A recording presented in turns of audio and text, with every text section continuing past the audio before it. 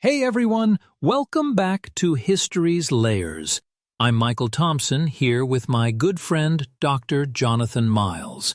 Today we've got a topic that, honestly, gets right to the heart of our previous episodes. This idea of calling, and specifically, what it means to be a fisher of men. You ready, Jonathan? Yes, absolutely, Michael. We've touched on this before, that whole business of callings popping up in the most ordinary places. But this particular metaphor, being a fisher of men, let's just say, it's loaded with meaning. Jesus could have picked scholars or political revolutionaries, yet he looked to ordinary fishermen. Why do you think he sought them out, Michael? You know, that's always struck me. It's not just like a romantic image. These were guys who lived day in, day out on the water, hands calloused from nets, up before dawn. They needed resilience, patience.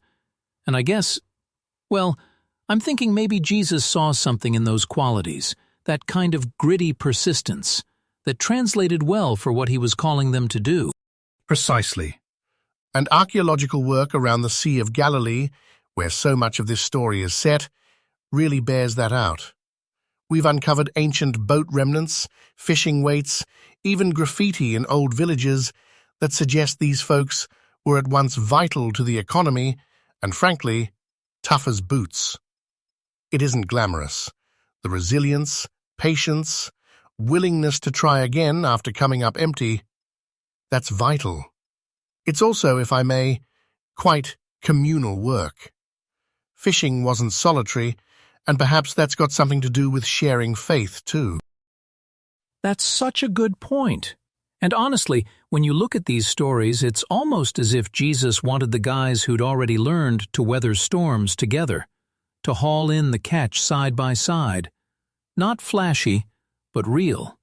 Maybe that's, why the fishing metaphor just fits so well for faith, requiring skill, obedience, a bit of creative problem-solving. You gotta keep mending your nets, right? Right. And the endurance. Over and over, the Gospels point out that following this call is hardly about instant results. Like you said, nets have to be repaired. Sometimes the catch is disappointing. If you don't mind me saying, this is definitely not the simple, neat narrative people often wish for. As we mentioned in our last episode, purpose is usually layered and found in the daily grind, just like it was for those fishermen 2,000 years ago. Yeah, and let's be honest, it's easy to, romanticize this whole idea until you actually try it. I mean, stepping out to share faith, whether it's with a stranger or even just a friend, takes guts. And sometimes it's honestly just scary. Most definitely. It's not simply about learning a script or reciting a set of beliefs. There's an emotional and spiritual risk in opening up about what truly matters to you, particularly when you expect resistance, or dare I say, mockery. Courage and commitment. Yes, those are demanded because rejection is always a possibility. I'll, share a quick story. I remember quite a few years back trying to share what my faith meant with a close friend. I hesitated for months. I kid you not, months, just working up the nerve. I was convinced he'd shrug me off. The conversation didn't go well at first. It was like awkward city. But I stuck with it, more prayer, a bit more honesty each time, and eventually he actually started asking me questions. It took time and a whole lot of persistence and prayer, like we were talking about before.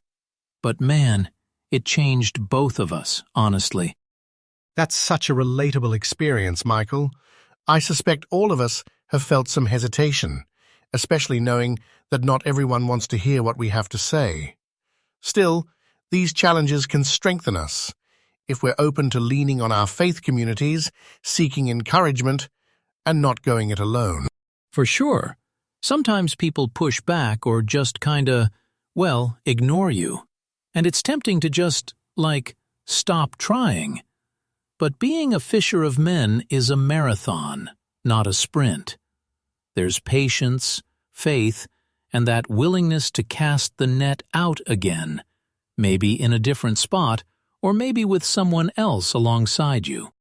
And as we saw, even in the earliest Christian communities, support makes a real difference. They shared meals, prayed together, and picked each other up when things got tough. That kind of camaraderie and commitment helped them stick with their calling too. It's as true today as it was then. You know, if you're listening and feeling kinda overwhelmed by all this talk of calling, here's the good news. It really does start small. I've found just taking a couple steps, like deepening your prayer life, maybe reading the Bible with fresh eyes, or even just asking God, all right, how do I even do this? Can open unexpected doors. Absolutely, Michael. I think for many, the idea of sharing faith starts as a daunting prospect, almost intimidating. But the strongest invitations begin quietly. Speak first with friends, with family, with those in your church group. Join prayer circles. Start simple. Don't underestimate those, well, little beginnings. As I recall from our previous discussions, the smallest acts, listening, sharing a meal, offering a kind word, can be the most transformative. Yeah, and don't feel pressure to, stand on a stage or anything if that's not your thing. You can make a big spiritual impact by just being present in your own circles. Each conversation, no matter how small, matters. Every person you touch for Christ is a victory. Celebrate those moments and, don't wait for something huge or dramatic to happen. That's right. And even when you don't see immediate results, patience is crucial. Of course, relying on the Holy Spirit's guidance is, let's admit it, both mysterious and at times a tad frustrating, because you might never know the ripple effect of your faithfulness. But simply by being open, by letting God work through your words and actions, you can trust the results to come in due time. And man, celebrate those small successes along the way. Take time to recognize the impact you're making, even if it's just with one person. Like we said, this is a marathon. There are going to be setbacks, but staying connected to community, trusting God's timing, and just not giving up, that's what keeps us going. On that note, I think it's worth remembering every life touched, every act of kindness, it builds up over time. Don't measure yourself by grand gestures. See the value in small beginnings, in quiet faithfulness. Those are as significant as any pulpit. And as always, we'll keep exploring these themes, peeling back more layers in our next conversations. Michael, it's been a pleasure as always. Absolutely, Jonathan. Thank you.